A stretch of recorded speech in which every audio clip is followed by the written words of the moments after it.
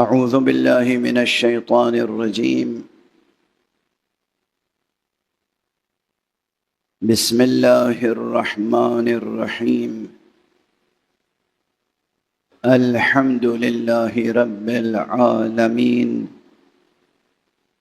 والصلاة والسلام على أشرف الخلائق أجمعين، سيدنا وسيد الأولين والآخرين، حبيبنا وحبيب إله العالمين، إمام المرسلين وخاتم النبيين، شفيع المذنبين ورحمة للعالمين، أبي القاسم المصطفى محمد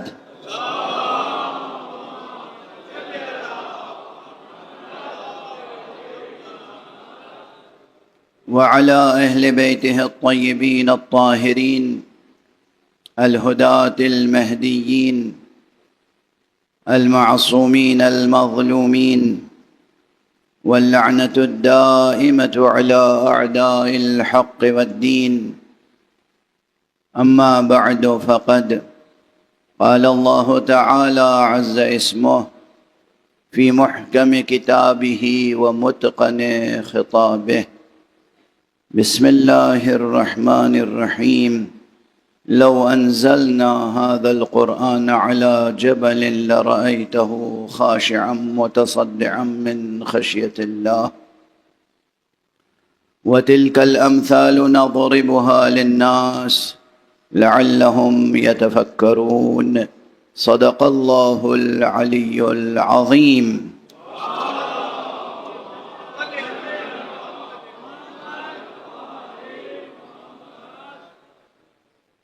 ایک اور بلندر صلوات ارشاد.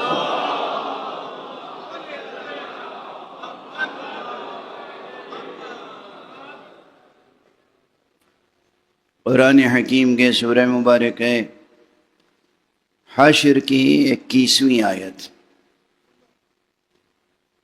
سرنامہ قرآنی ہے اور اس کے ضمن میں، اس کے پرتو میں، اس کی روشنی میں جس موضوع کو ہم اجاگر کرنے کی کوشش کر رہے ہیں وہ موضوع ہے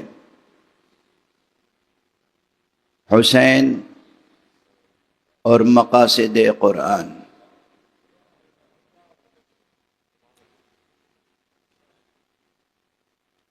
حق یہ ہے، سچ یہ ہے کہ مقاصد قرآن تک پہنچنے کا قریب ترین اور سریع ترین وسیلہ حسین ہے.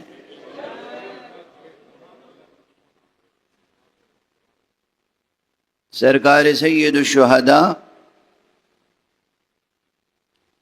حضرت ابو عبداللہ الحسین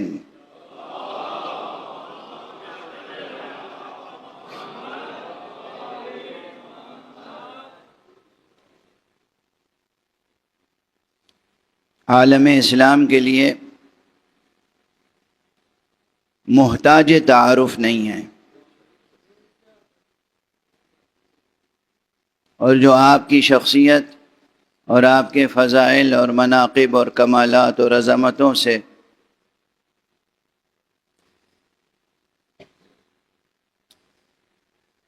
اس طرح کا اظہار کرے کہ جسے کہتے ہیں تجاہل عارفانہ،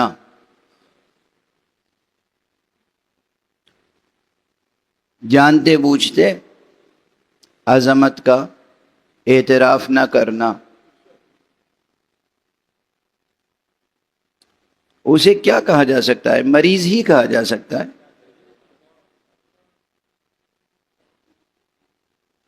سرکار سید الشہداء کی شخصیت اور آپ کی عظمت ممکن نہیں ہے کہ کوئی سرکار ختمی مرتبہ صلی اللہ علیہ وآلہ وسلم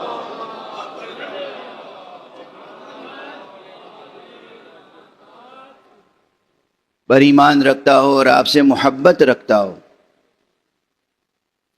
حضور کے ساتھ صرف ایمان لانا کافی نہیں ہے۔ قرآن مجید کی روشنی میں اور خود احادیث صحیحہ کی روشنی میں آپ سے محبت کرنا لازمی ہے۔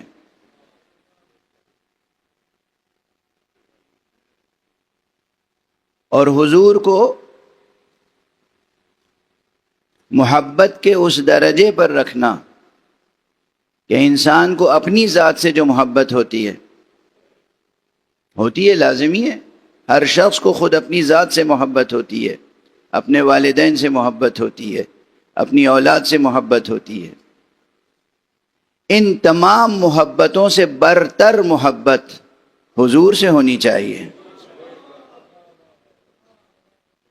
اور اگر نہیں ہوگی تو اس امر الہی پر عمل ممکن نہ ہو سکے گا کہ جسے کہتے ہیں اطاعت رسول۔ بہت سادہ باتیں۔ حق سبحانہ و تعالی نے فرمایا ہے اطیعوا اللہ و اطیعوا الرسول، رسول کی اطاعت ممکن نہیں ہو پائے گی۔ رسول کی اطاعت جیسی اطاعت کہ خدا چاہتا ہے، اگر ہم رسول سے اس درجے کی محبت نہ کریں کہ ہم اپنی ذات سے جو محبت کرتے ہیں اس سے بھی بڑھ کر ہو وہ محبت، اپنے ماں باپ سے جو محبت کرتے ہیں اس سے بڑھ کر ہو وہ محبت، اپنی اولاد سے جو محبت کرتے ہیں اس سے بڑھ کر ہو وہ محبت۔ کیوں؟ اپنی جان سے اگر محبت زیادہ ہوگی، پیغمبر کہیں گے جاؤ میدان جنگ میں جہاد کے لیے،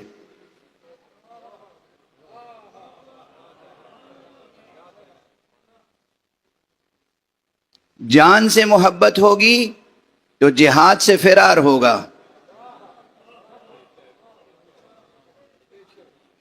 جہاد نہیں کر پائیں گے، یا جائیں گے نہیں، یا جائیں گے تو پلٹ کے آ جائیں گے۔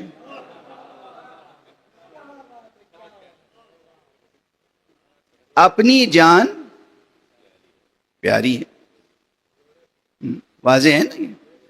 حضور سے اس درجے کی محبت طلب الہی ہے اور طلب پیغمبر کہ آپ اپنی ذات سے زیادہ حضور سے محبت کریں، اپنے والدین سے زیادہ حضور سے محبت کریں، اپنی آل اولاد سے زیادہ حضور سے محبت کریں۔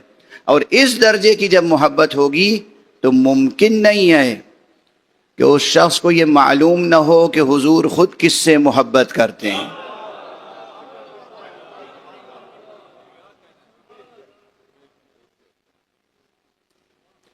اور یہ بات تو ایسی ہے کہ ممکن نہیں ہے کہ کوئی مسلمان اگر اس درجے کی محبت نہ بھی رکھتا ہو تو کم سے کم اس کے علم میں ہے۔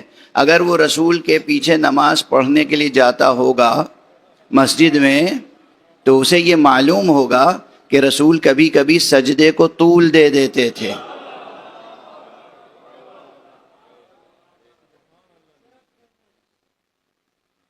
کیوں طول دے دیتے تھے؟ پشت پر حسین آ جاتے تھے۔ مشہور باتیں ہیں، مشہور باتیں، کوئی نئی بات تھوڑی پیش کر رہا ہوں آپ کے ساتھ۔ یہ تمام روایات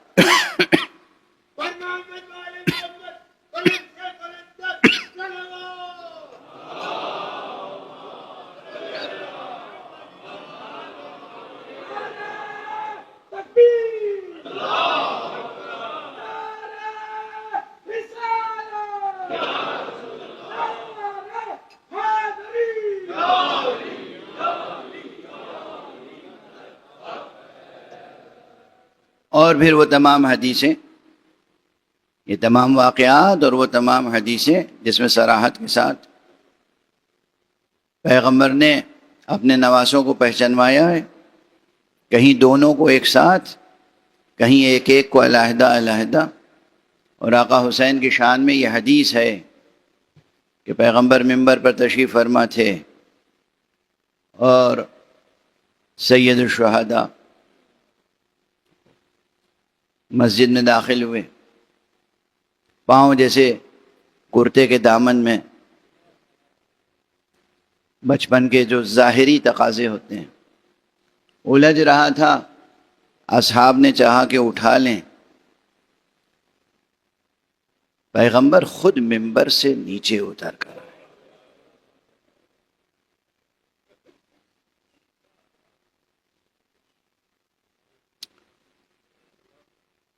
اور آگے بڑھے، حسین کو اٹھایا گود میں، ممبر پہ تشریف لائے، بٹھایا اپنے زانوں پہ اور کہا ھذا حسین فاعرفوہ، یہ حسین ہے، اس کی معرفت پیدا کرو.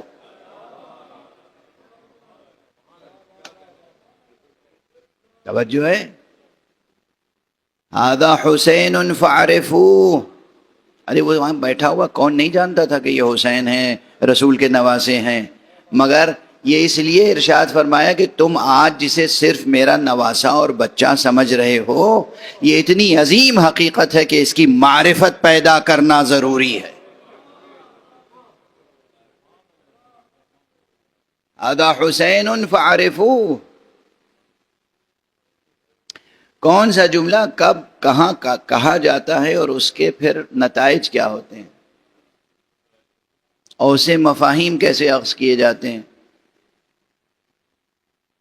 کل بھی اشارہ کر چکا ہوں کہ اس کے لیے پورا ایک نظام ہے قوانین کا. آج ماشاءاللہ بزم میں justice, chief justice high court Sindh تشریف فرمائیں، پروردگار ان کے توفیقات میں اضافہ فرمائیں. جسٹس رضوی صاحب تشریف فرمائیں، اور ماشاءاللہ ہمارے جسٹس مقبول باقر جعفری صاحب تو روز ہی مجلس میں تشریف فرما ہوتے ہیں، آج بھی تشریف فرمائیں. یہ ایک کے بعد ایک جسٹس صاحبان کا فرش ازا پر اضافہ، یہ میرے لیے قانونی مسائل بیان کرنے کا جواز فراہم کر رہا ہے. پروردگار آپ سب کے توفیقات میں اضافہ فرمائے، اور جتنے فرش ازا پہ تشریف فرمائیں سب کو عرش علا سے نازل ہونے والی خاص رحمتوں کا حصہ وافر نصیب ہو. کون سا جملہ کس سیاق و سباق میں کیا مفہوم دیتا ہے، یہ قانون کی خاص بحث ہے، جورسپروڈنس میں باقاعدہ پڑھایا جاتا ہے. اسی جورسپروڈنس کو ہم لوگ کہتے ہیں اصول فقہ.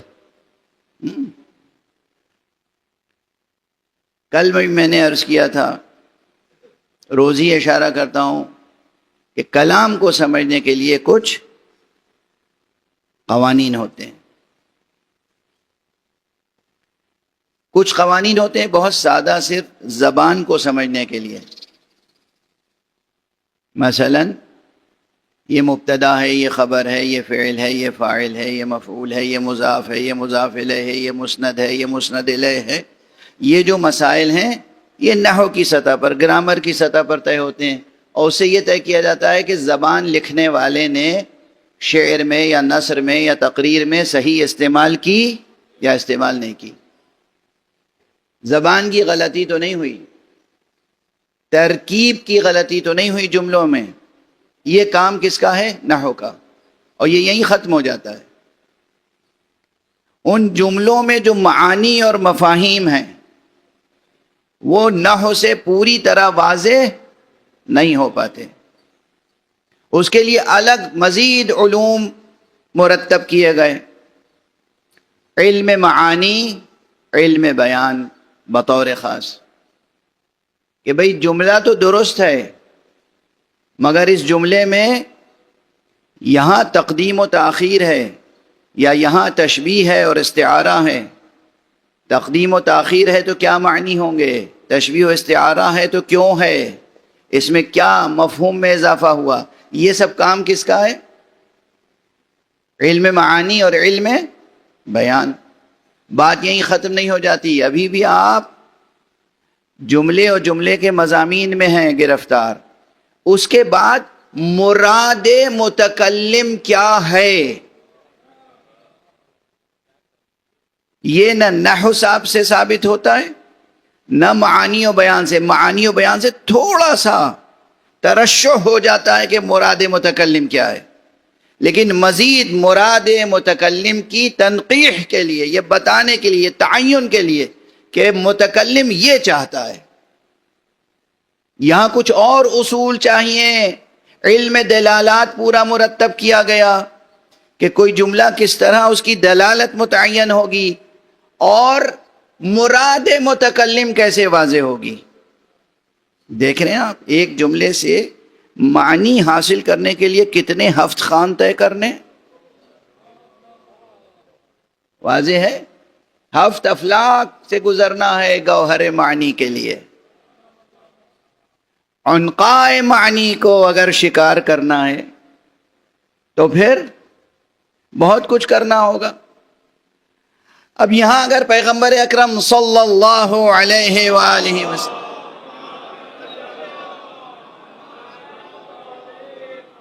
نے ارشاد فرمایا کہ ھذا حسین فاعرفوہ، دست عبدت جوڑ کے عرض کروں، نصاب دینیات اسلام میں معرفت حسین کا پورا ایک لازمی چیپٹر ہونا چاہیے، اس لیے کہ رسول نے حکم دیا ہے۔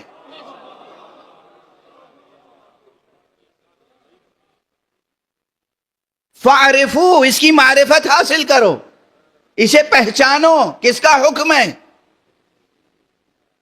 رسول کا حکم ہے نا۔ اب اگر رسول نے حکم دیا ہے تو اس حسین کی معرفت حاصل کرنے کے لیے ہمارے نصابوں میں کیا ہے؟ ماشاءاللہ ہمارے وہ نصاب تعلیم جو کبھی بنو امیہ نے مرتب کیا، کبھی بنو عباس نے مرتب کیا، کبھی انگریزوں نے مرتب کیا، کبھی مشرکوں نے مرتب کیا، کبھی دہریوں نے مرتب کیا، اس میں حسین کی معرفت کا چیپٹر کیا ہوتا؟ اس میں تو محمد اور آل محمد کی تاریخ کو زیادہ سے زیادہ یا مسخ کیا گیا، تبدیل کیا گیا، انحراف کیا گیا یا مٹا دیا گیا۔ اور یہ سلسلہ آج تک جاری ہے۔ تین جسٹس صاحبان کے چہرے تو میں سامنے دیکھ رہا ہوں، ہو سکتا ہے اور ادھر ادھر بہت سے وکلاء اور جج صاحبان اور جسٹس صاحبان ہوں، تو میں دست ادب جوڑ کے درخواست کر رہا ہوں کہ جیسے آپ بینچ پہ ہوتے ہیں اور اگر وکیل غلطی کرے تو ٹوک دیتے ہیں، تو آپ مجھے بلا اشکال ٹوک دیجیے گا، سوال کر لیجیے گا اگر کہیں کوئی غیر منطقی یا غیر قانونی بات عرض کر کے آگے بڑھ جاؤں۔ آپ سب اہل نظر ہیں، اہل ادب ہیں، اہل ذوق ہیں۔ ابھی گفتگو ہو رہی تھی چیف جسٹس صاحب سے کہ ماشاءاللہ ادبی ذوق بھی بہت اچھا ہے، تاریخی ذوق، ثقافتی ذوق، تہذیبی ذوق بھی ہے، اور اہل بیت سے ایک نسبت بھی ہے، ایک ارادت بھی ہے، ایک محبت بھی ہے، ایک عشق بھی ہے۔ پروردگار ان کے توفیقات میں اضافہ فرمائے۔ بہرحال یہ ہمارا المیہ ہے، ہمارے نصاب تعلیم کا۔ کاش ہماری آواز آپ کے ملک کے وزیر تعلیم تک بھی پہنچ جائے، کاش ہماری آواز اس کمیٹی تک پہنچ جائے جو نصاب بناتی ہے۔ رسول کا ارشاد ہے ھذا حسین فاعرفوہ، ذکر حسین کو دبانے کی کوشش نہ کریں، معرفت حسین پر نصاب میں کتابیں شامل کریں۔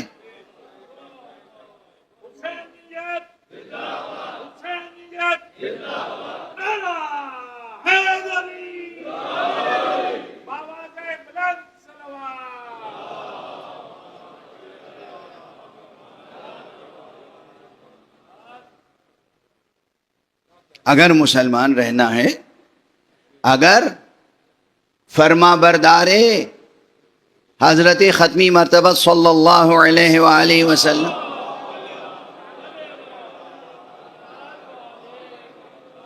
رہنا ہے، تو یہ ممکن نہیں ہے کہ آپ حسین کو نہ پہچانیں۔ اس وقت میں خاص طور پہ ذات گرامی حسین پہ اس لیے گفتگو کر رہا ہوں کہ عنوان کا جز بھی ہے، اور پھر یہ جملہ حسین منی وَأَنَا من حسین یا من الحسین، دونوں طرح یہ حدیث کتابوں میں آئی ہے۔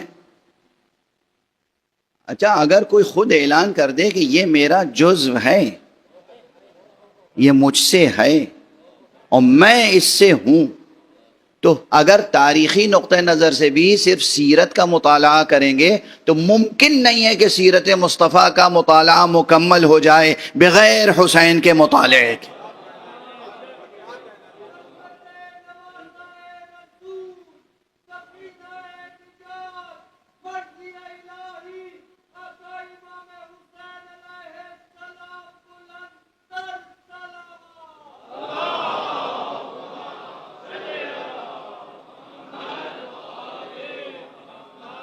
بھی روشن ہے نا یہ باتیں، کوئی ابہام تو نہیں ہے، کوئی اشکال تو نہیں ہے۔ اور اسی لیے میں نے عرض کیا کہ آقا حسین کی ذات گرامی نزدیک ترین وسیلہ ہے، سریع ترین، نزدیک ترین، قریب ترین، راست وسیلہ ہے مقاصد قرآن تک پہنچنے کے لیے۔ اب مقاصد قرآن کے تعلق سے چند باتیں اور عرض کر دوں، روز ہی عرض کر رہا ہوں تھوڑی تھوڑی باتیں۔ مقاصد قرآن کچھ تو نمایاں ترین کلی عناوین ہیں، بڑے بڑے عناوین ہیں، جیسے توحید مقاصد قرآن میں سے۔ اب پرانا جملہ یاد ہوگا نا کہ توحید صرف مقاصد قرآن میں سے نہیں ہے، قرآن مجید کا اصل موضوع ہی توحید ہے۔ اسے تو میں کئی مرتبہ عرض کر چکا ہوں کہ اگر کوئی پوچھے آپ سے کہ بھئی قرآن اگر کوئی کتاب ہے تو اس کا موضوع کیا ہے، ایک ہی جواب ہے، توحید، توحید حق صمدی، توحید۔ اور کیا مقاصد قرآن میں سے ہو سکتا ہے؟ تقوی، توکل، تزکیہ نفس، دین، شریعت، یہ سب مقاصد قرآن میں سے، یہ کلی مقاصد ہیں، بڑے بڑے عناوین ہیں۔ لیکن قرآن مجید میں ہر سورے کا اپنی جگہ بھی ایک مقصد ہے اور ہر آیت کا اپنی جگہ ایک مقصد ہے، بلکہ ایک سے زائد مقاصد ہیں ہر جگہ۔ اس کی مثال دے دوں، ایسی مثال جو بچوں کو بھی یاد رہے، ہر ایک کو یاد رہے، جو وہ کلاس روم کی ٹیکنیکل بحثوں سے آشنا نہیں ہے انہیں بھی یاد رہے۔ آپ کو جانا ہے کراچی سے لاہور فرض کیجئے،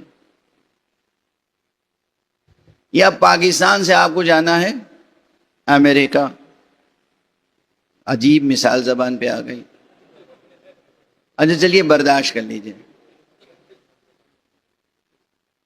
اب جانا تو ہے کہاں؟ کراچی سے نیو یارک۔ مجھے معلوم نہیں ہے کہ ڈائریکٹ فلائٹیں ہیں، اب تو ہوں گی، 13-14 گھنٹے 15 گھنٹے میں پہنچا دیتی ہوں گی۔ ایک زمانے میں ڈائریکٹ فلائٹیں نہیں ہوا کرتی تھیں، مسافت زیادہ تھی، تو وہ کہیں نہ کہیں یورپ کے کسی ملک میں ٹھہرنا پڑتا تھا، اس کے بعد آگے۔ تو اب اگر کوئی پوچھے کہ کہاں جا رہے ہیں اور آپ کہیں نیو یارک جا رہے ہیں، جواب صحیح ہے، لیکن وہ جو آپ کے ہاتھ میں وہ بورڈنگ پاس ہے اور ٹکٹ ہے، اس پہ لکھا ہوا ہے کہ Karachi London, London new York.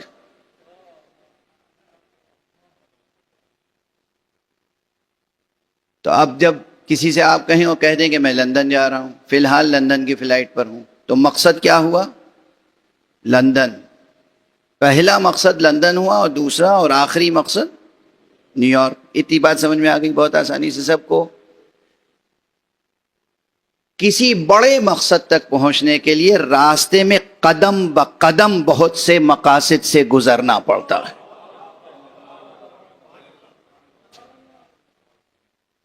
کتنی آسان ہو گئی بات۔ اب اگر فلائٹ سے نہیں جا رہے ہیں اور آپ کراچی سے لاہور ٹرین سے جا رہے ہیں، وہ بھی ٹرین وہ ہے کہ جو ایکسپریس نہیں ہے، پیسنجر ٹرین ہے، پتہ نہیں اب چلتی ہے یہ سب یا نہیں۔ ہم تو پچھلی صدی کے آدمی ہیں، پرانی مثالیں یاد رہتی ہیں۔ تو معلومات جانا تو ہے لاہور، مقصد اصل کیا ہے؟ لاہور۔ راستے میں جتنے شہر پڑیں گے ہر شہر پر ٹرین رکے گی۔ اب اگر کوئی پوچھے کہ اس ٹرین کا مقصد کیا ہے تو آپ کہیں گے آخری مقصد تو ہے لاہور، مگر کراچی سے لے کے لاہور تک جتنے شہر راستے میں آئیں گے سب اس ٹرین کے مقاصد میں شامل ہیں. ہو گئی نا آسان بات؟ بالکل. قرآن مجید کا اصل مقصد ہے خدا تک پہنچنا. کوئی شرک کی گنجائش نہیں ہے، کوئی فسق کی گنجائش نہیں ہے، کوئی بدعت کی گنجائش نہیں ہے، کسی الحاد کی گنجائش نہیں ہے. قرآن مجید کا سب سے اہم مقصد، آخری مقصد، اولین مقصد اور آخرین مقصد کیا ہے؟ خدا. واضح ہے بات؟ لیکن خدا تک پہنچنے کے لیے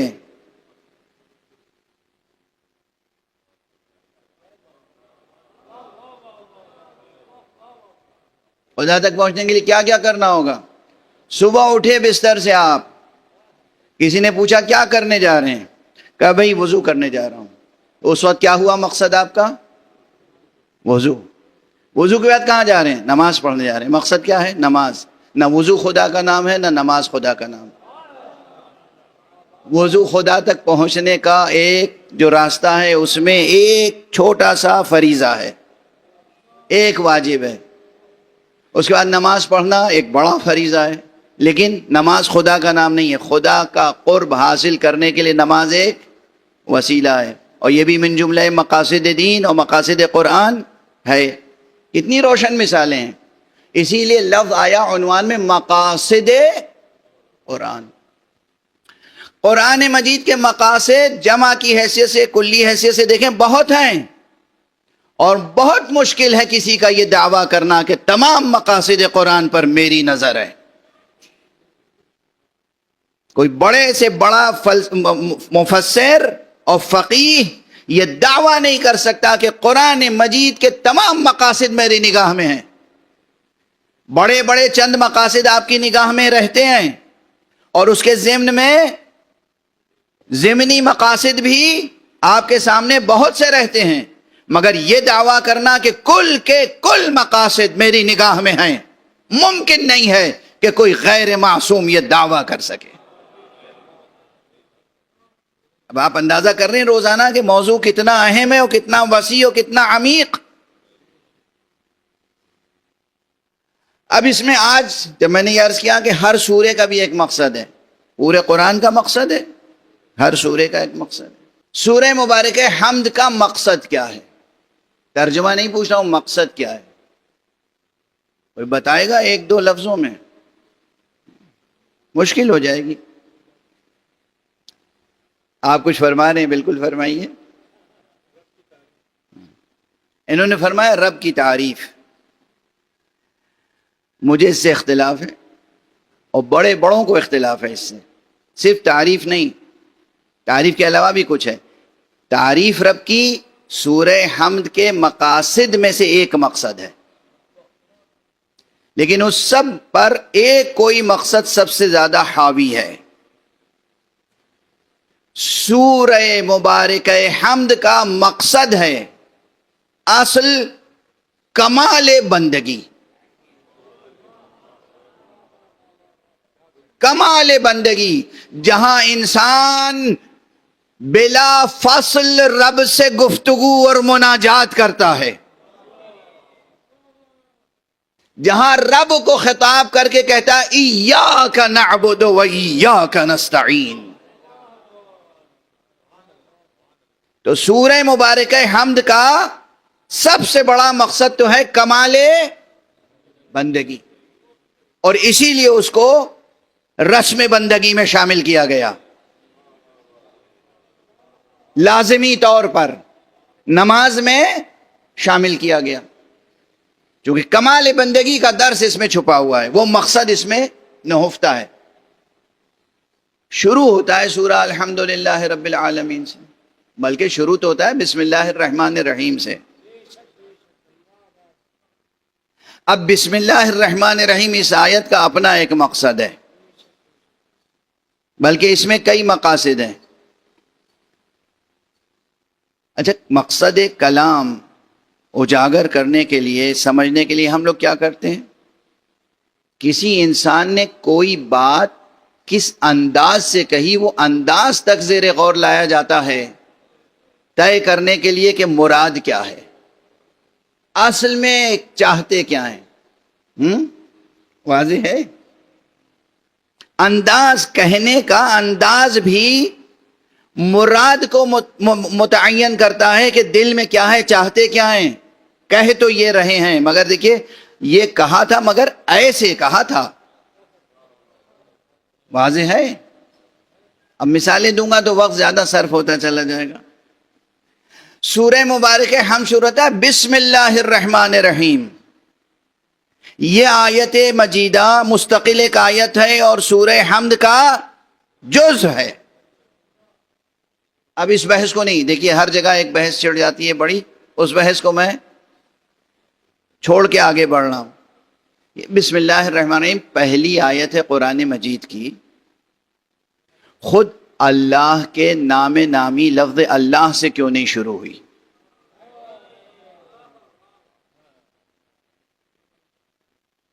لفظ اللہ، لفظ جلالہ، اس میں جلالہ سے پہلے دو کلمے ہیں۔ کون سا کلمہ؟ لفظ جلالہ سے پہلے اسم، اور اسم سے پہلے ہے با۔ با ایک کلمہ ہے مستقل، با حرف جر ہے، اور اس ایک کلمے کے نحویوں نے اور لغویوں نے جا کے پوچھے کتنے معانی لکھے ہیں۔ ایک حرف با کے تقریباً 14 یا 14 سے بھی زیادہ معنی ہیں۔ یہ کوئی مبالغہ نہیں ہے، جا کے کسی بھی نحو کے ابتدائی طالب علم سے پوچھ لیجئے۔ ایک حرف با، ایک حرف با۔ یہ ضرور میں غور کرتا ہوں کہ اکثر نحویوں نے حرف با کے 14 معنی کیوں بیان کیے۔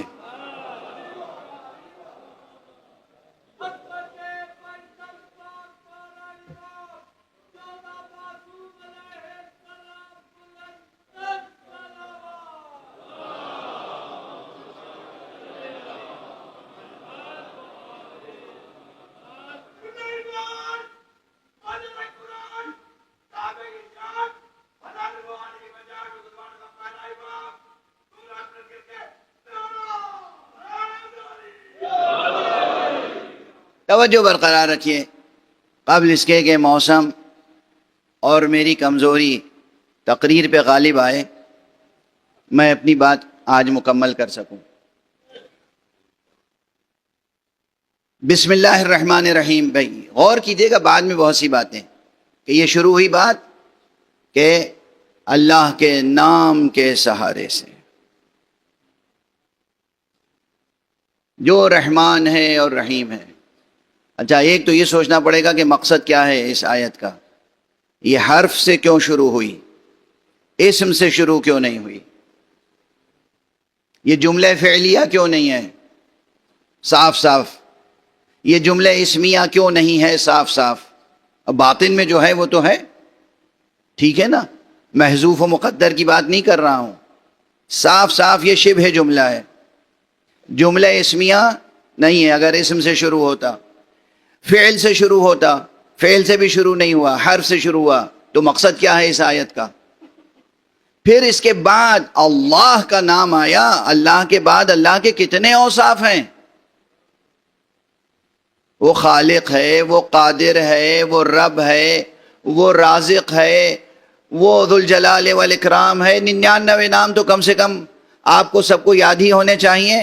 ان تمام 99 ناموں میں سے صرف 2 نام الرحمن الرحیم یہاں پر کیوں استعمال ہوئے؟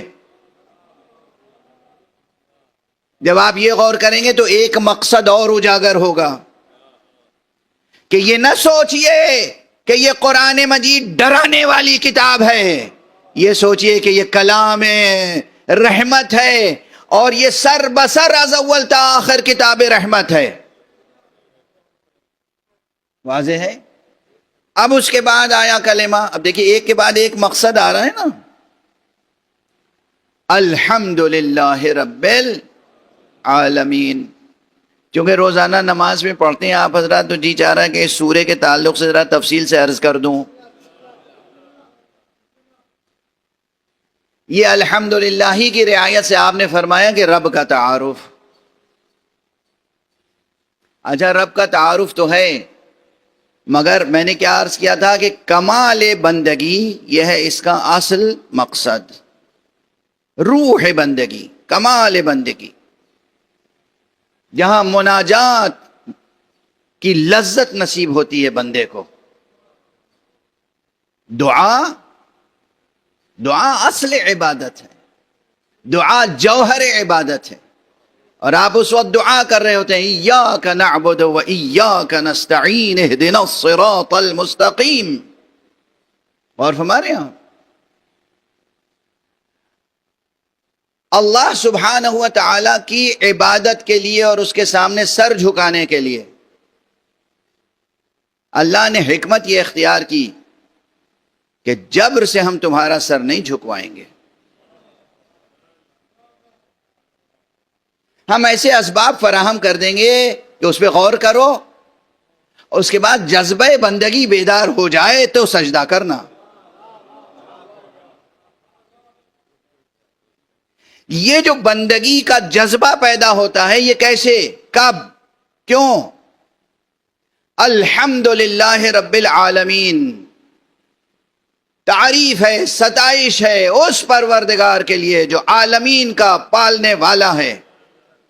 الحمدللہ جب آپ نے کہا تو بہت سی نعمتیں سامنے آئیں گی۔ اس نے زمین خلق کی، الحمدللہ، آسمان خلق کیا، الحمدللہ، سورج اور چاند کو بنایا، الحمدللہ، ہمیں بنایا، الحمدللہ، ہمیں زندگی عطا کی، الحمدللہ، ہمیں اسباب زندگی، ضروریات زندگی فراہم کیے، الحمدللہ۔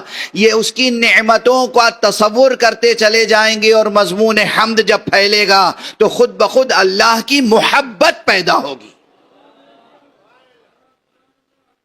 محبت بنیادی اسباب میں سے ہے جو کہیں سر کو جھکا دیتی ہے۔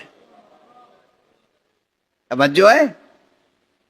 محبت ہوگی، محبت سے سر جھکائیں گے تو وہ ہے کمال بندگی، وہی ہے اصل بندگی۔ اگر محبت سے آپ نے سر نہیں جھکایا تو بندگی تھوڑی ہے۔ اسی لیے اسلام و ایمان کے مراتب ہیں نا۔ حضرت علی ابن ابی طالب کی چمکتی ہوئی تلوار دیکھی اور جلدی سے سر جھکا دیا، یہ عبادت نہیں ہے، یہ جان بچانے کا طریقہ ہے۔ لیکن اللہ کی نعمتوں کا حساب لگایا، شمار کیا، احساس کیا، ادراک کیا، اور یہ ادراک کیا کہ محمد کی ذات گرامی خود کتنی بڑی نعمت ہے اللہ کی، یہ سلسلہ ہدایت کتنی بڑی نعمت ہے ہمارے لیے۔ اللہ کی نعمتوں کا تصور کیا، اللہ کی محبت دل میں پیدا ہوئی، خود بخود آپ کا پورا وجود، آپ کا قلب، آپ کا ضمیر، آپ کا ذہن سب آمادہ عبادت ہو جائے گا۔ الحمدللہ رب العالمین۔ اس کے بعد پھر کہا الرحمن الرحیم، پہلے فرما چکا ہے الرحمن الرحیم، پھر فرما رہا ہے الرحمن الرحیم۔ ایک ہی سورے میں 7 آیتوں کے مختصر ترین سورے میں 99 ناموں کو چھوڑ کر صرف ان 2 ناموں کی تکرار بتاتی ہے کہ خدا را اپنی عقل کا احترام کرو، خدا کا یہ دین اور یہ کتاب دین رحمت اور کتاب رحمت ہے، اسے کتاب عذاب نہ سمجھو۔ اور اس ایک بات کے علاوہ نہ جانے کتنی اور باتیں ہیں کہ جو مقاصد میں شامل ہیں، ایک تقریر میں کہاں سے عرض کر سکتا ہوں۔ اگر صرف علماء کا مجمع ہو تو پھر اصطلاحوں میں گفتگو ہوتی ہے، اور اصطلاحوں کا فائدہ یہ ہوتا ہے کہ بڑی بڑی باتیں ایک چھوٹی سی اصطلاح میں سمٹ آتی ہیں، ٹرمینالوجیز کا یہی فائدہ ہے۔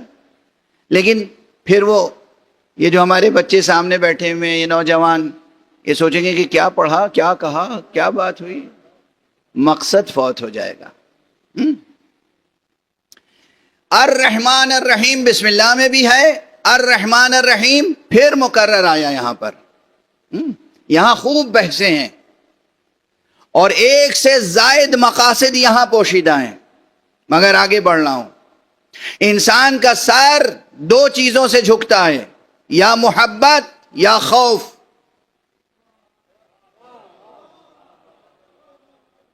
جب کہا الحمدللہ رب العالمین الرحمن الرحیم، تو وہاں جوش محبت پیدا ہوا. جہاں کا مالک یوم الدین، اب دل میں ذرا خوف پیدا ہوگا. روز جزا کا مالک ہے، سزا بھی اس کے ہاتھ میں ہے اور انعام بھی اس کے ہاتھ میں ہے. قیامت کا خوف پیدا ہوا. جب محبت کا جوش پیدا ہوا، ایک ذرا سا خوف پیدا ہوا، تو پھر جو سجدہ ادا ہوگا وہ سجدہ بہت با کمال ہوگا. صلوات پڑھ دیجئے محمد وآلہ.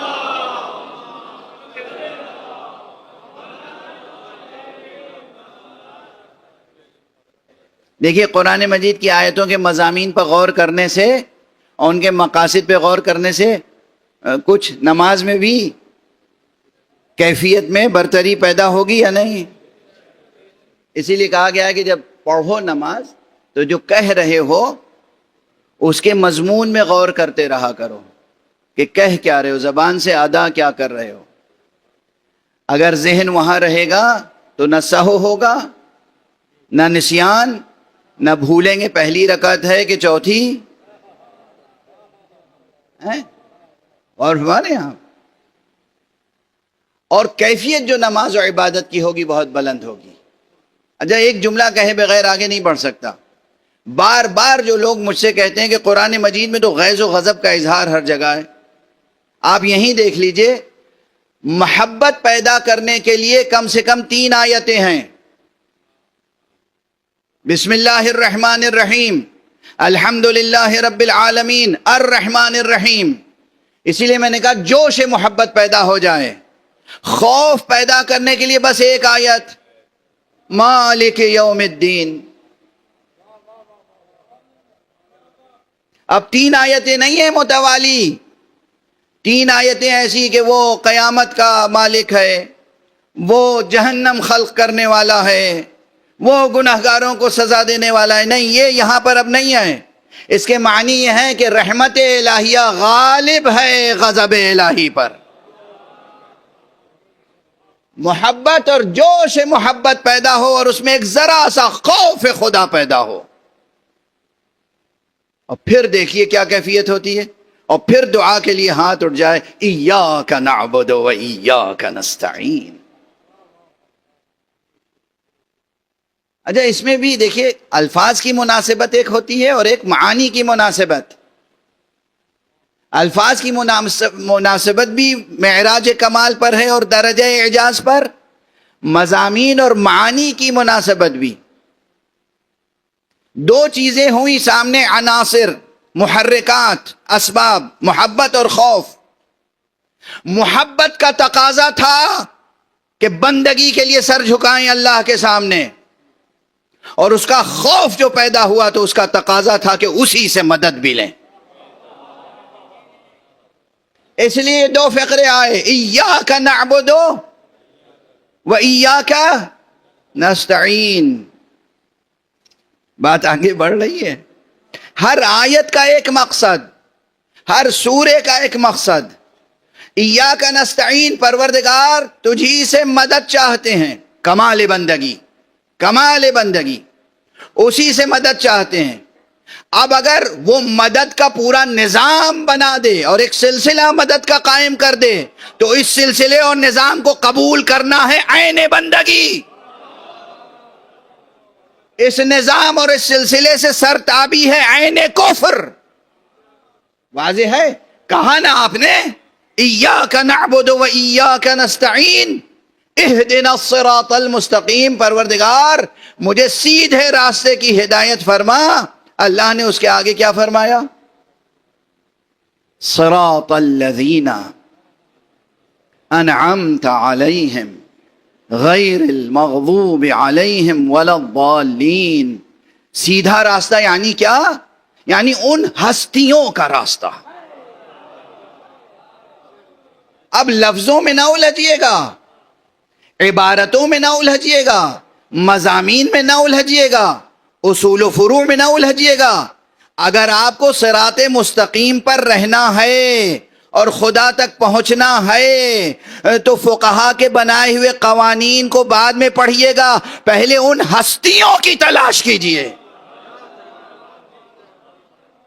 جو ہستیاں وہ ہیں جن پر اللہ کی نعمتیں خاص ہوئی، جن پر اللہ کی نعمتیں تمام ہوئیں، جنہوں نے کبھی بھی کوئی گناہ نہیں کیا، جنہوں نے کبھی کوئی گمراہی نہیں اختیار کی۔ اور فرما رہے آپ، یعنی اب اگر میں کہوں کہ اللہ کے ان اولیاء، ان ائمہ، ان انبیاء، ان مرسلین، ان ہستیوں کی تلاش مقاصد قرآن میں ہے،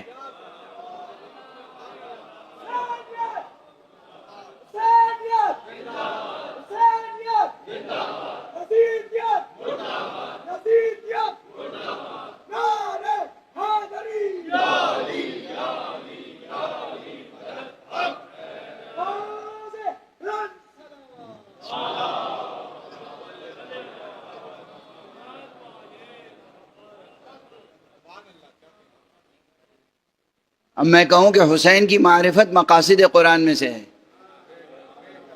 حسن کی معرفت حاصل کرنا مقاصد قرآن میں سے ہے، علی ابن ابی طالب کی معرفت حاصل کرنا مقاصد قرآن میں سے ہے، محمد مصطفیٰ صلی اللہ علیہ وآلہ وسلم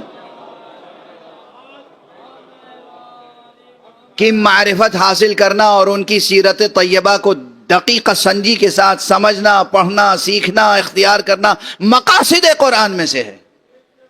تو یہ مبالغہ نہیں ہوگا، نہ صرف یہ کہ مبالغہ نہیں ہوگا، بلکہ یہ خلاف واقع نہیں ہوگا، حقیقت یہ، یعنی صراط الذین انعمت علیہم پڑھتے رہیں، یہ ایک لمبی آیت، یہ پڑھتے رہیں اور اس پہ عمل کبھی نہ کریں۔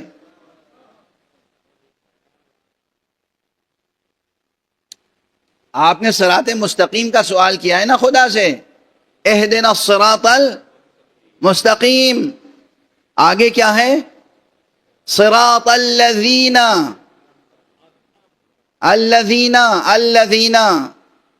ان ہستیوں کا راستہ جن پر اے پروردگار تو نے نعمتیں نازل فرمائیں۔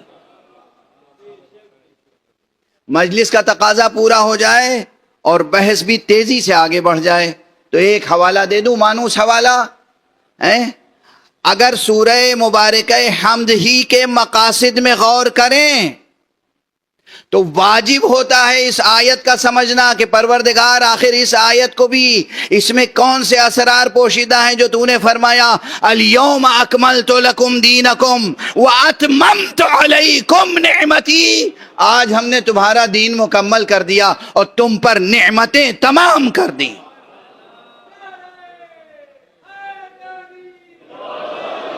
بھئی قرآن کو قرآن کی روشنی میں سمجھنے کی ضرورت ہے یا نہیں؟ یہاں کیا کہا؟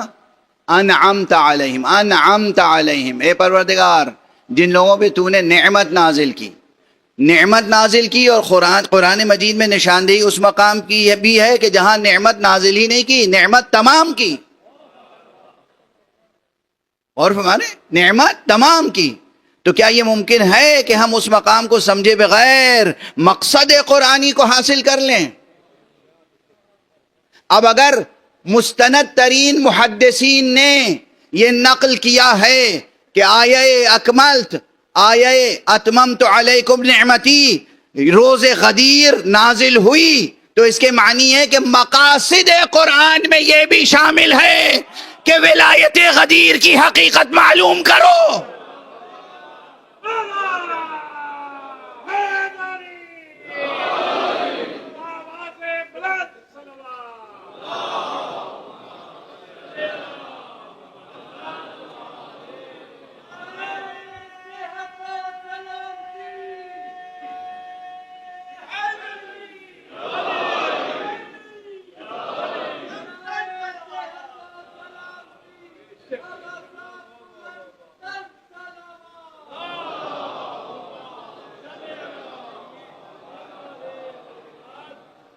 کیا شورا ہے!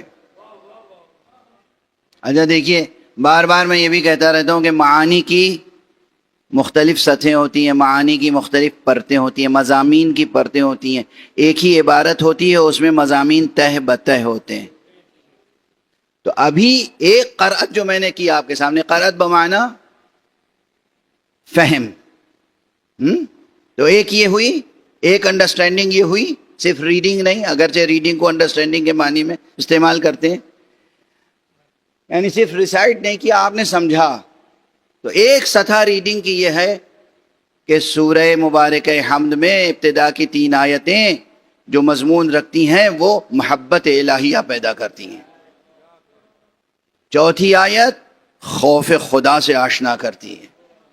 اس کے بعد بندگی کی رسم ادا ہوتی ہے اور اللہ سے استمداد اور طلب ہوتی ہے. کیا مکمل جامع ترین قصیدہ حمدیہ ہے یہ ایک سطح. اسی سورے میں ایک سطح اور ہے، اسی سورے میں، اس کی طرف بھی اشارہ کر دوں جو کل میں عرض کر رہا تھا کہ دیکھیں اس ایک سورے سے کتنے اصول دین مرتب ہوتے ہیں. ابھی تک اصول فروع کی تو کوئی بات چھڑی نہیں ہے. اسی ایک سورے سے کچھ اصول دین بھی بنتے ہیں یا نہیں؟ اللہ کا ذکر ہے تو اللہ تو ہے، توحید خدا سورے میں بہرحال موجود. اس کے بعد توحید کے بعد ہم لوگوں نے عادل بھی کچھ رکھا ہے. عادل کا تذکرہ ہے کہیں سورہ مبارکہ حمد میں؟ اب یہ حضرات تشریف فرما ہے، کیا ممکن ہے کہ کہیں سزا اور جزا کا تصور ہو بغیر تصور عادل کے؟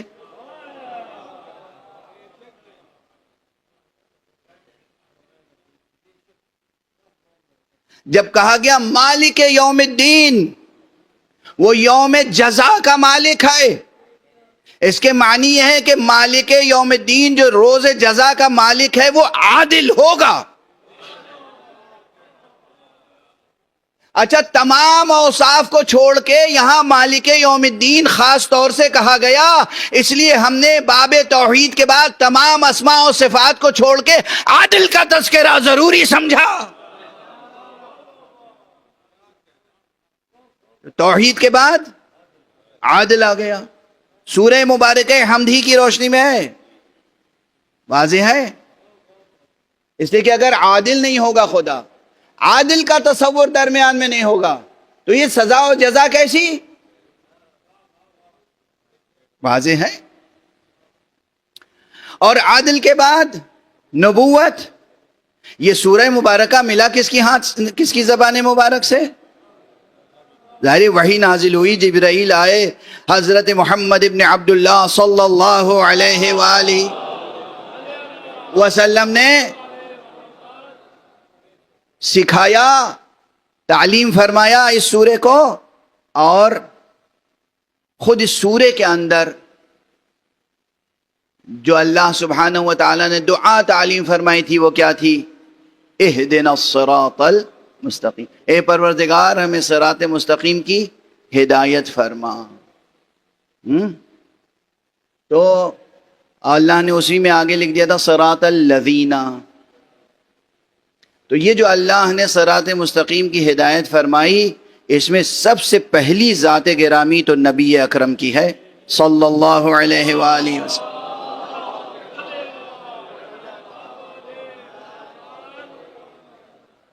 تو نبوت محمد مصطفیٰ سے انکار تو ممکن ہی نہیں ہے کہ یہ ہے اصول دین میں.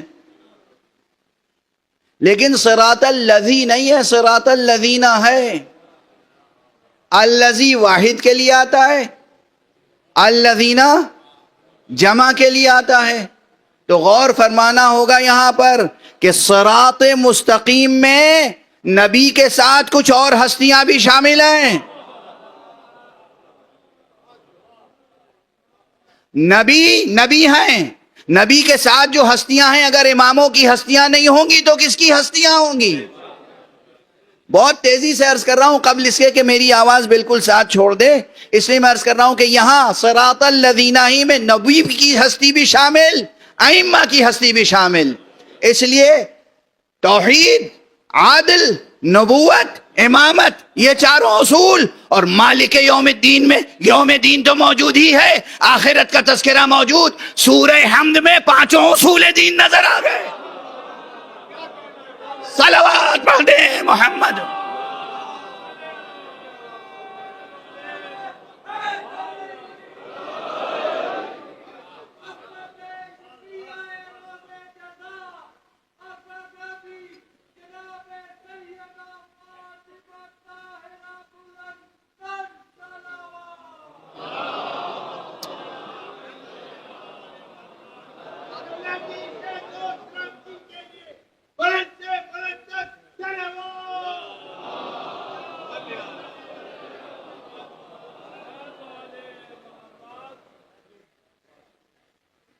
واضح ہے نا بالکل.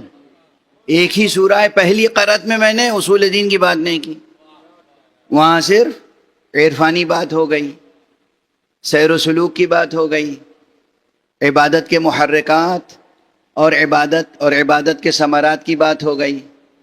دوسری قرأت جب ہوئی تو اسی سورہ میں اصول دین کی بات ہو گئی. پہلی قرأت میں عرفانی تھی, دوسری قرأت میں کلامی بحث تھی. لیکن اس طرح سے متن ایک ہے, الفاظ وہی ہیں, آیات وہی ہیں, جملے وہی ہیں, مضامین ایسے تہ بتہ ہیں کہ ان مضامین میں اترتے چلے جائیے اور مقاصد قرآن کو حاصل کرتے چلے جائیے. صلوات پڑھیے محمد و آل.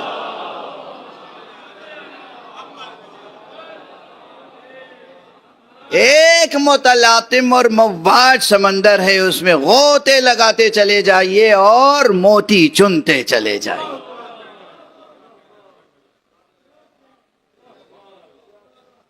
لیکن جب کوئی پوچھے کہ مقاصد قرآن میں مقصد سورہ حمد کیا ہے, تو ایک ہی لفظ میں جواب دے دیا جائے گا, کمال بندگی کا مضمون ہے.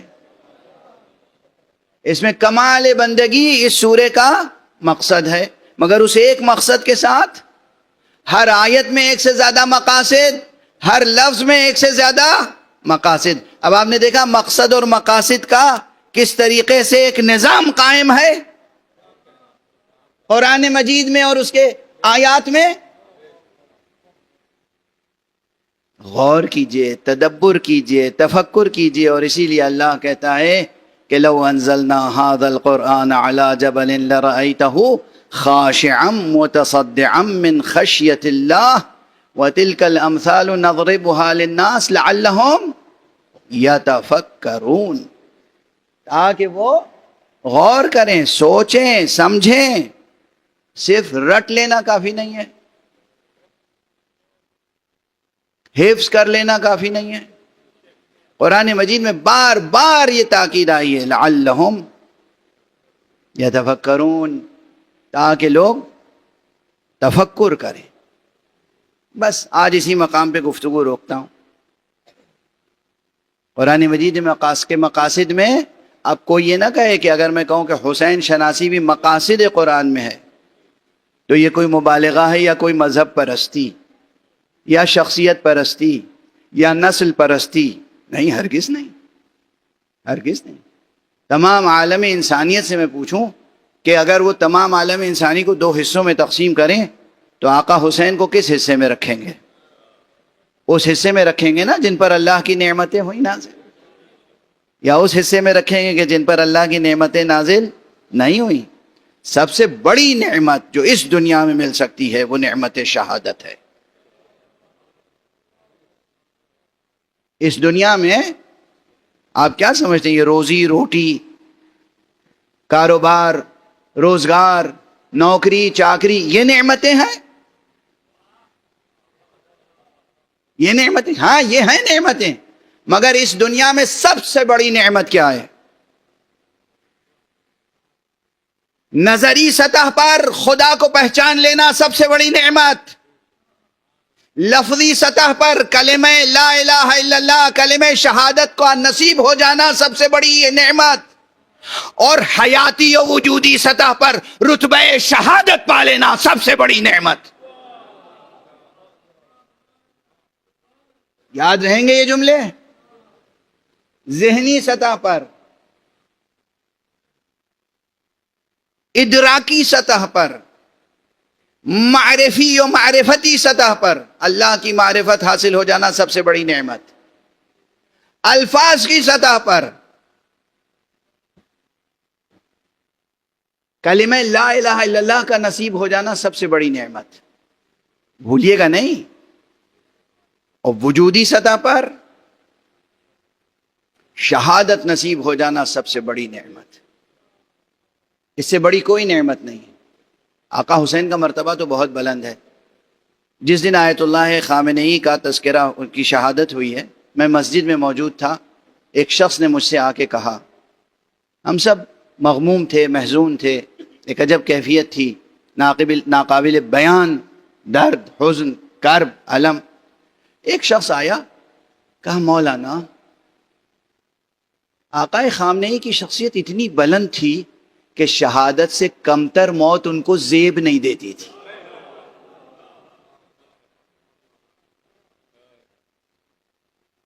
شہادت کا مرتبہ بہت بڑا مرتبہ ہے. اور یہ تو انسان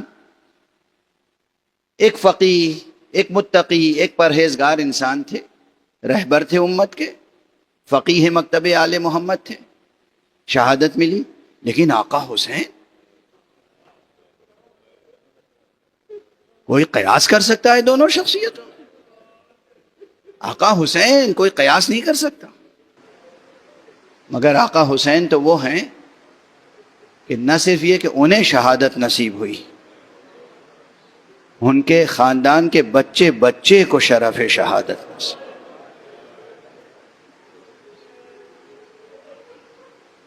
بس چند فقرے عرض کروں گا اور گفتگو آج تمام ہو جائے گی.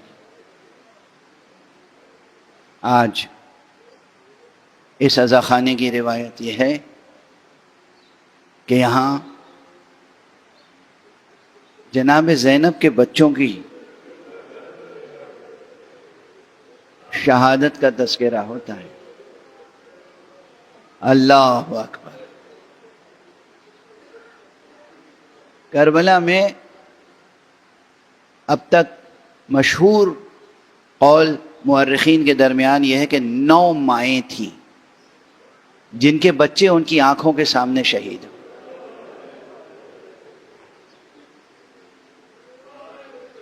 ایک دو نہیں، 9 مائیں تھیں جن کے بچے، مشہور قول یہ ہے، اگرچہ تحقیق کا سلسلہ جاری ہے، جن کے بچے ان کی آنکھوں کے سامنے شہید ہوئے. اور ان میں سے کسی بھی ماں نے کوئی گلا شکوہ جزا فضا سے کام نہیں لیا. آنکھوں سے آنسو بہے. یہ جو آپ ذاکروں کی زبانوں سے، مرثیہ نگاروں کی زبانوں سے، نوحہ خانوں کی زبانوں سے لسان حال، صدائے حال سنتے ہیں نا، یہ ہمارا تخیل ہے. یہ سب مضامین ہم نے باندھے ہیں شعروں میں. ورنہ کربلا کی مائیں، انہوں نے اس طرح جزا فضا سے کام نہیں لیا. کیا صبر و ثبات کا مظاہرہ تھا. کوئی ماں اب سنتے چلے آ رہے ہیں نا ایک زمانے سے، 150 برس، 200 برس، 300 برس سے، کہ پچھاڑے کھا کھا کے غش کر گئیں، اور یہ نالا کیا، وہ فریاد کیا. اصل تاریخ میں وہ نہیں ہے. یہ ہم ان کی طرف سے صدائے حال اور زبان حال اور لسان حال بیان کرتے ہیں. ذاکرین، شعراء، مرثیہ نگار، نوحہ خان، جس میں کبھی کبھی یہ ہوتا ہے کہ بھائی آپ نے کیا نظم کر دیا، یہ ان کی شایان شان بھی نہیں ہے. وہاں صرف مرد ہی اولو العزم نہیں تھے، خواتین اس اولو العزمی کے درجے پہ فائز تھیں کہ جو تمام عالم بشریت کے لیے مثالی حیثیت رکھتا ہے. وہ اولو العزمی مثالی حیثیت رکھتی ہے. جناب زینب ہوں یا جناب رباب. اب میں مثال دے دوں، کسی ماں کے آغوش میں 6 مہینے کے بچے کا لاشا دے دیں آپ،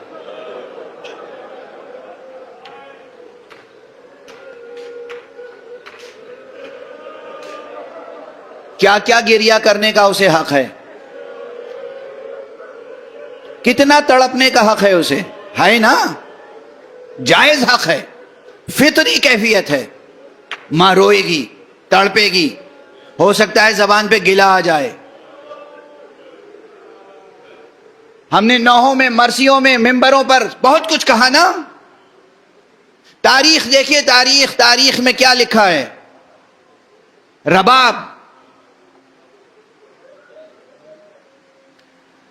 شیر خار بچہ، 6 مہینے کا بچہ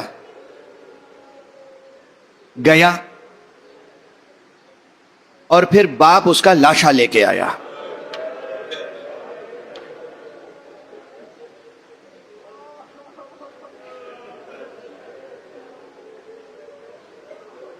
عام سطح زندگی پر عام انسان تو کیا کرتے ہیں، خدا کا گلہ شروع کر دیتے ہیں نا. خدا کا گلہ سنا ہے نہیں آپ نے؟ اٹھتے بیٹھتے سنتے ہیں. زندگی میں چھوٹی چھوٹی مشکلیں مصیبتیں آ جاتی ہیں تو بوڑھے جوان سب خدا کی شکایتیں کرتے ہیں، خدا کا گلہ شکوہ شروع کر دیتے. اچھا یہ اہل بیت سے تعلق رکھنے والی خاتون تھی تو اس نے خدا کا گلہ شکوہ نہیں کیا، کوئی ایسا ناجائز نوحہ نہیں کیا، دشمنوں ہی کو کچھ زیادہ برا بھلا کہہ دیتی. اور ہمارے آپ تاریخ گواہ ہے، آقا حسین جب 7 مرتبہ آگے بڑھے اور 7 مرتبہ پیچھے، اور کہتے جاتے تھے انا للہ و انا الیہ راجعون، رضا بقضائہ و تسلیما لامرہ. اور اس کے بعد بالآخر آپ خیمہ گاہ کی طرف آئے، در خیمہ پر رباب کھڑی تھی، اس شیرخوار بچے کی ماں. آبا کا دامن ہٹایا، بچہ بس رباب کی آغوش میں دے دیا.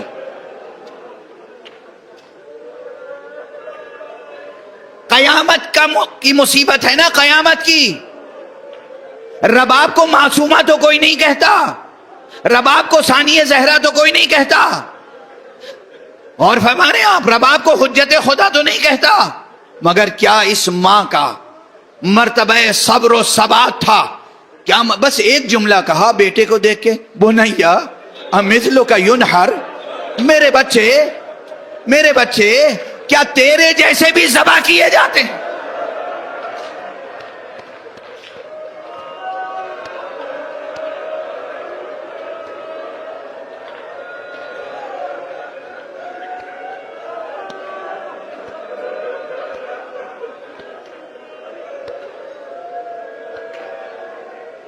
دیکھا آپ نے؟ صبر و ثبات، صبر و ثبات، صبر و ثبات، یہ مرتبہ، یہ اولو العزمی.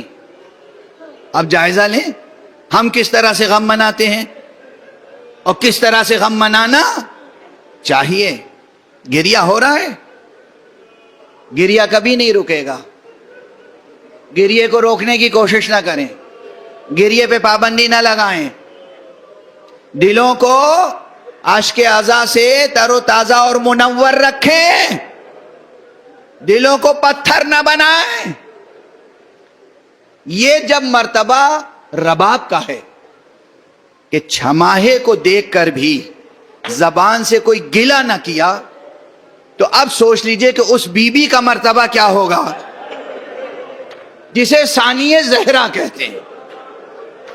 حسین کی اولو العزم بہن زینب، 2 بیٹے زینب کے گئے، میدان کربلا میں جہاد کیا، بھرپور جہاد کیا، شہید ہوئے عون اور محمد. اور دونوں کے لاشیں جب آئے ہیں تو جب لاشیں لے کر امام آ رہے تھے، خاص طور سے میرے بزرگ ہیں، شفیق ہیں اور مجتہد بھی ہیں اور بہت اچھے خطیب بھی ہیں عربی زبان کے، علامہ آیت اللہ شیخ فاضل مالکی، پروردگار ان کو اپنی حفظ و امان میں رکھے. ان کی تحقیق یہ ہے کہ جناب عون اور جناب محمد دونوں بی بی زینب کے بیٹے تھے. کتابوں میں اختلاف ہے، آپ نے سنا ہوگا، بعض لوگ کہتے ہیں کہ محمد بی بی زینب کے بیٹے تھے، عون دوسری ماں سے تھے حضرت عبداللہ ابن جعفر طیار کے بیٹے. لیکن بہت سے محققین کا یہ قول ہے کہ دونوں بیٹے زینب کے تھے، دونوں بیٹے شہید ہوئے. امام حسین محمد کے لاشے پہ پہنچے،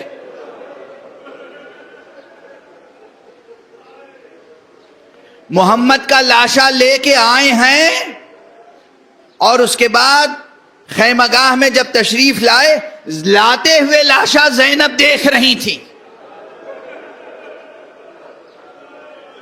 لیکن جب لاشا لا کے رکھ دیا ہے تو اب زینب نظر نہیں آ رہی تھی.